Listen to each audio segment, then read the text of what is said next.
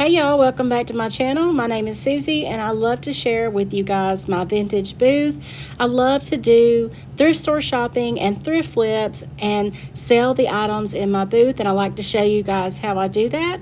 If that's the kind of content you liked, I would love it if you would subscribe to my channel and don't forget to ring that notification bell so you know when I upload a new video. Now let's get on to today's projects. I found these two very heavy, very tall, very high-end candlesticks at a thrift store down in Gulf Shores where my daughter Kelsey lives.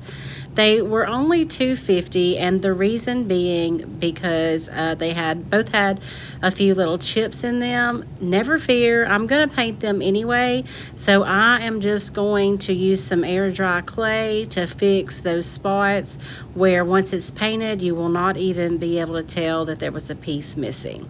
So I'm just working the clay in my hands and then making it fit onto where a piece of the resin is missing on the candlestick. And then I'm using some Gorilla Glue to glue it in. Now you can't work with these right away. I let these sit for several days because I was just busy and never got around to them.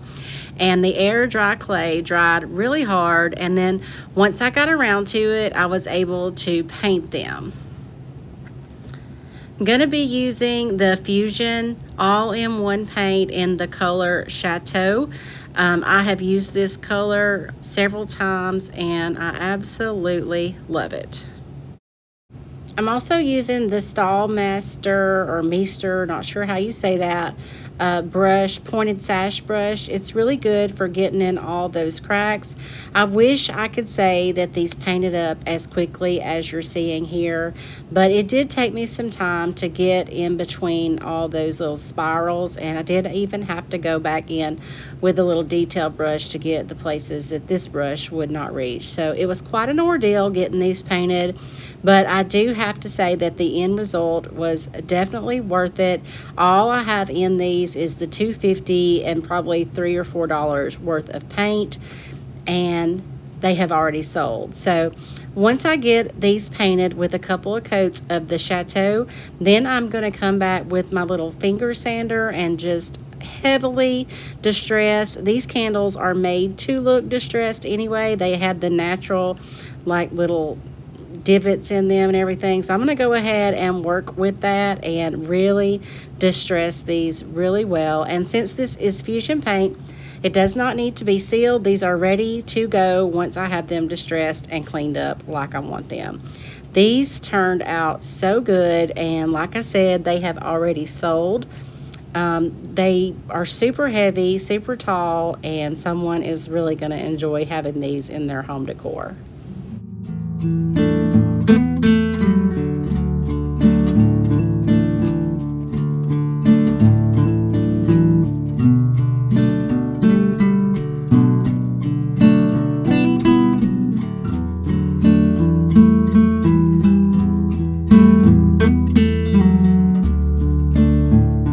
For our next project, I have these two cabinet doors. I've been hanging on to these for so long that I really can't even tell you what they came with. And I've also been collecting quite a hoard of Roycycled Decoupage paper. I am so excited to be able to use these finally on these doors. I just think that they will look so good with that little, the chickens and the cow on them. So the first thing I'm going to do is cut out the two pieces of decoupage, that paper that I want to use on them, and then I'm going to take some white paint and I'm just going to cover the inside area of the cabinet door, because that's where we're going to put the paper, and the white backing will really make the decoupage paper images pop.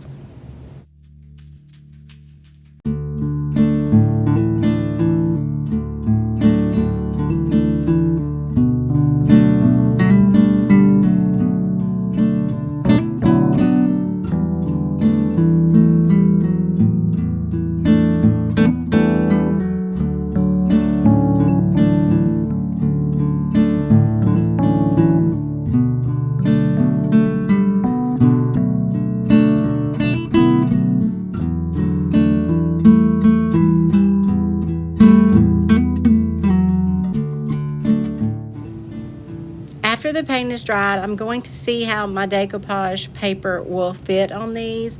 And as you can tell, it's not a perfect fit.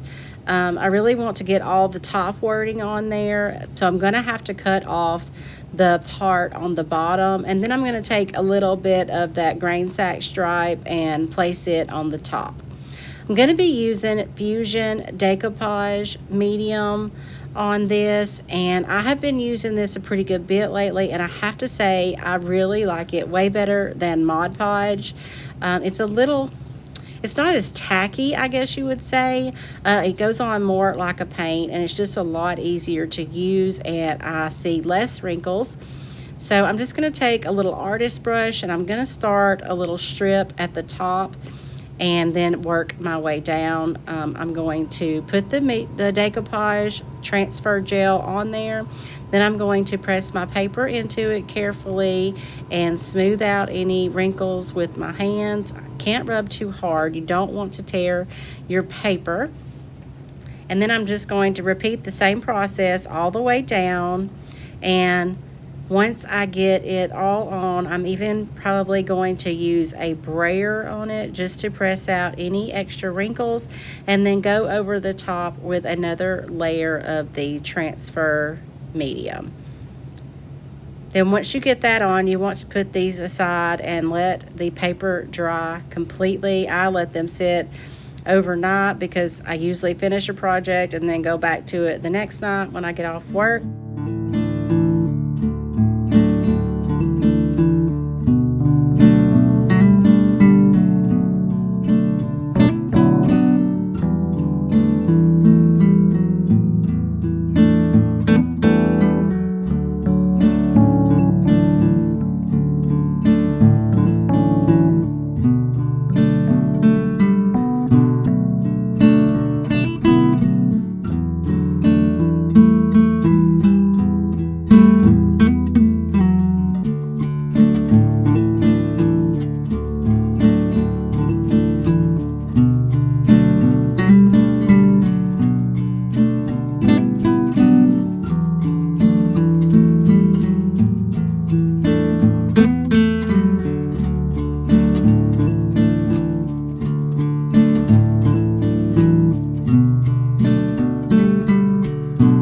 Once the paper is completely dried, I'm going to take my little finger sander with some 220 grit sandpaper and just sand off the extra on the side. It does scuff up the wood a little bit, but we're going to fix that here in just a little bit. And then I decided that I was going to frame these out with some black paint. So I'm just taking some black chalk paint and going around the edge of the decoupage paper. There's an indentation there that goes all the way around them. So it was super easy to paint. I just had to be a little bit careful. I also left the handles on these doors. I thought it just gave them a little farmhouse detail to go with it. So after we get all the black paint on there and get it dried, as you can see, I also did take the bottom wording and ended up putting it on the bottom as well. I just wanted to finish it out, and I thought it would look pretty good like that. So after the black paint's dried, we're then going to come in with some dark wax and go over all the doors. It really brings out all the details in that wood grain on the doors, and also seals in the black paints. I'm using the DIY dark wax. I also have some of the Fusion Antiquing Glaze, but I really like the color of this dark wax better. And when I finish going over the door, I'm also going to go over the decoupage paper just around the edges and everything, just to tie it all in, bring a little antique goodness into that stark white paper.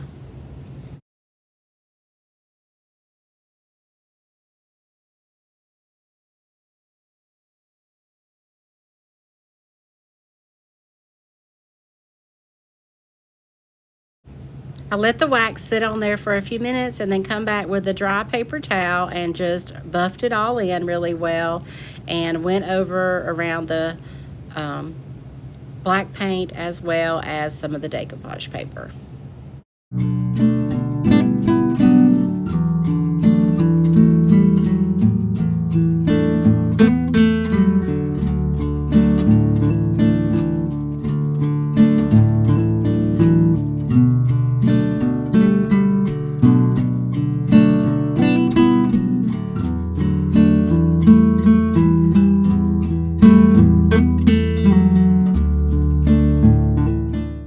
Y'all, I'm obsessed with how these doors came out. I did put some hanging mechanisms on the back if someone wanted to hang them separately or together as artwork. And I also think it would be super cool to build a cabinet and use these as the doors on them. What would you guys do, and what do you think of these doors now?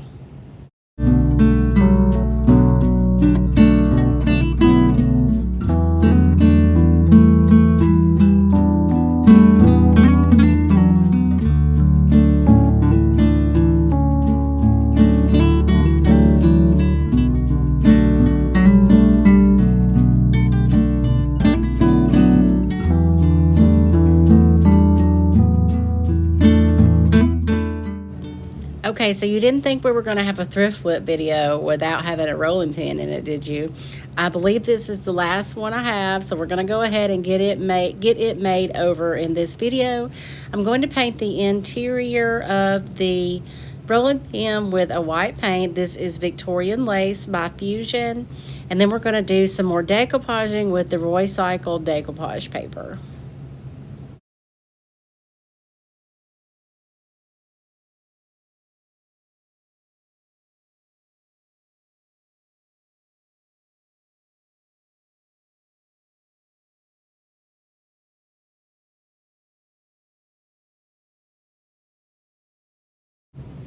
It only took one coat because this is really just going to be underneath the decoupage paper anyway. And I cut out just enough of this red ticking stripe decoupage paper. We're going to use the same transfer gel, the Fusion decoupage gel that I used previously. And I'm just going to do a little starter strip and then roll my rolling pin onto it and then continue until we get all the way around it.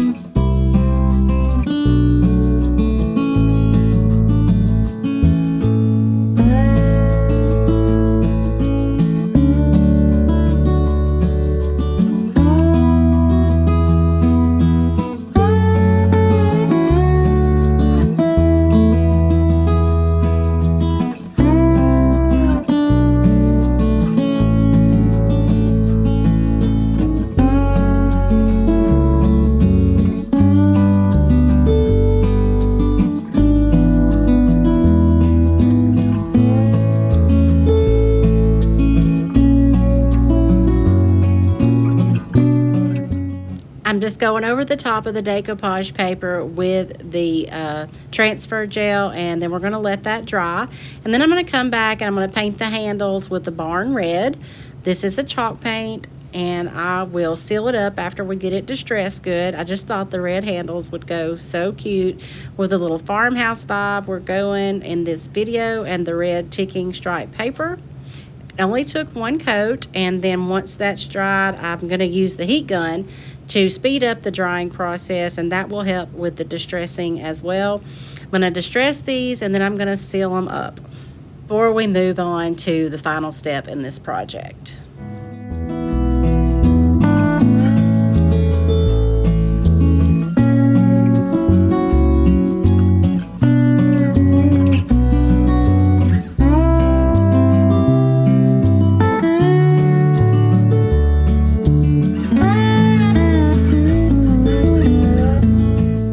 I hope y'all are not tired of the seed catalog transfer, because I still have so much of it left and so many projects I want to do with it.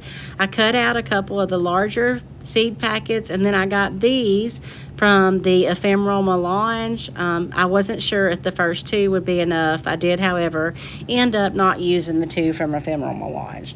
So this is all dried up now and sealed up, and I'm just going to put a couple of these transfers on here. This one has flowers and fruits, and I thought it would go so good with the little wording on it as well. So just gonna, this is already sealed up, so this transfer is gonna transfer really easy onto this decoupage paper. And like I said, these pieces that are more of a one piece, they come off really nice. You just rub with your tool that comes with it and slowly pull your plastic backing off as you go. You'll be able to tell when it releases, and if you do miss a spot, just pull slowly. That way you can lay back down and finish your transfer. You do want to use the plastic backing to burnish your transfer in or even your fingertips.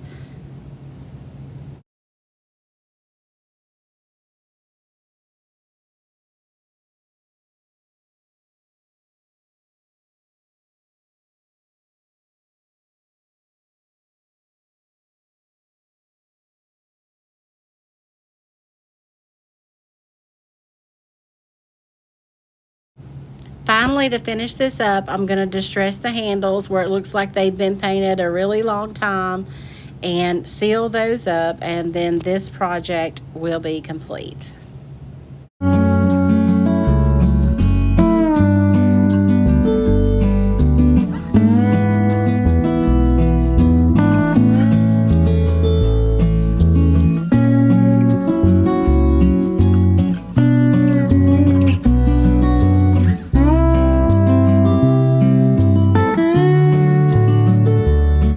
The only thing I wish I would have done different is left the ends of the rolling pin natural and not painted them white. I just think it would have went better with the ticking stripe fabric look on the decoupage paper. What do you guys think of this rolling pin? For the next project, I'm going to do the exact same thing. I had this little plaque and it was already painted white. So I'm going to continue with the red ticking stripe fabric and just make a little riser out of this. I'm going to do the exact same thing. I'm going to use the Fusion decoupage gel to attach the decoupage paper. Then I'm going to use a brayer to get all the wrinkles out. Once it dries, I'm going to take my little sanding block, sand off the edges, and then I'm going to put some little feet on it. I didn't want it to be super big, so I'm just going to take some little wooden beads that I have to make some little feet just to rise this up just a little bit. But before I do that, I'm going to go ahead and paint the bottom of this with a couple of coats of the Victorian lace paint too, and stain the feet with some antiquing wax. To do that, I'm just going to put a little bit in the bowl and roll them around, and then take a dry paper towel to wipe it all back. It just stains them, makes them look really old, and I like the way that they look for the little feet.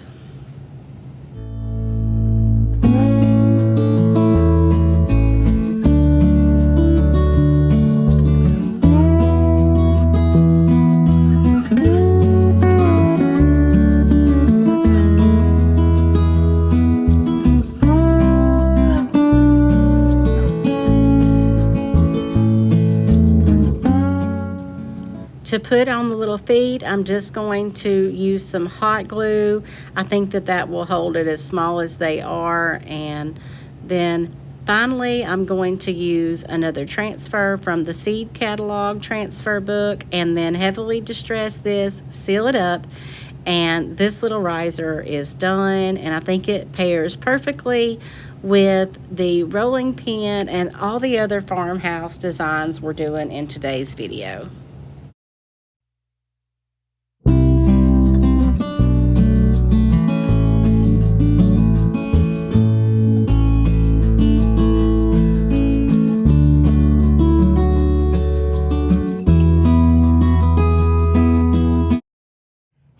I wanted to pop on here for just a minute to give you a new announcement of a new product that I'm going to be carrying. You've seen me use it in this video already, but I absolutely love the Roycycled Decoupage paper, so I am now going to be a retailer. I'm so excited. They have so many gorgeous papers to use in your crafts, and I have already used it a lot. I used to get mine from Sonnet. Sorry, Sonnet, I'm going to be getting mine wholesale now. But I have sold so many items where I have used this paper. It's an inexpensive way to upcycle your items, to sell them. And I'm so excited to be showing you guys how to use this paper And it's also available on my website, susieonthefarm.com. I'll be selling it in my store and on the website. So I hope you guys will enjoy this new product. We have one more craft to get to in this video, so let's get right back to it. I think I got these little mini boards at Target Dollar Spot. I'm just going to be making over one of them today. At first I was going to do both, but then I just decided to do one. I thought these strawberries would go perfect with our theme and the seed packets and all. So I'm going to use this transfer from the Milan's transfer pack. I am going to leave the wood, and I'm going to attempt to use the Fusion Tough Coat as the transfer medium for this paint inlay. It does recommend that you use a chalk style paint, but I like thinking outside the box and trying different things, and this does work. It's a little bit difficult to take it off. You just have to be very careful. So I put one layer of the Tough Coat on and let it dry completely, and then we're going to come back with the second layer, and I'm going to put it on pretty thick. I really want there to be something for this paint and the paint inlay to stick to. So once I get it on, I'm going to take the paint inlay and put the paint side down, grid side up, centering it onto the board like I want it. It is also recommended now that you spray the paint side of the inlay. It just helps that activate that paint and lets it stick into your medium well. It didn't take this long to dry. I actually used the heat gun to speed it up just a little bit, and that worked well too. So once you get it on, you just want to take your fingers and work out as many of the wrinkles you can. They will show up, so I like to take a brayer and just make sure I have all the wrinkles out. I used a heat gun to help this process dry, and then once it dried, I'm going to use my mister bottle to once again wet the paint inlay. I let it sit for a minute and then slowly pulled it back. And yes, it did work. I was so excited at how vibrant these black colors came out on this wood surface. I tried this before with a metal piece and it didn't show as well as I wanted, but this was perfect. I took a dry paper towel and just dried the excess water up around it. And then I'm going to take my black ink pad and just highlight the edges of the rolling pin, and that's how easy this project is. I let it dry and it is ready to go. And it goes so cute with all the other crafts that we did in today's video. The lighting in this picture here makes it look like it's really shiny, but it is a matte top coat and it really doesn't look that shiny in person. So I hope that y'all have enjoyed all of today's Farmhouse Thrift Flips, and I appreciate you guys watching my channel so much, and I'll see you again next week.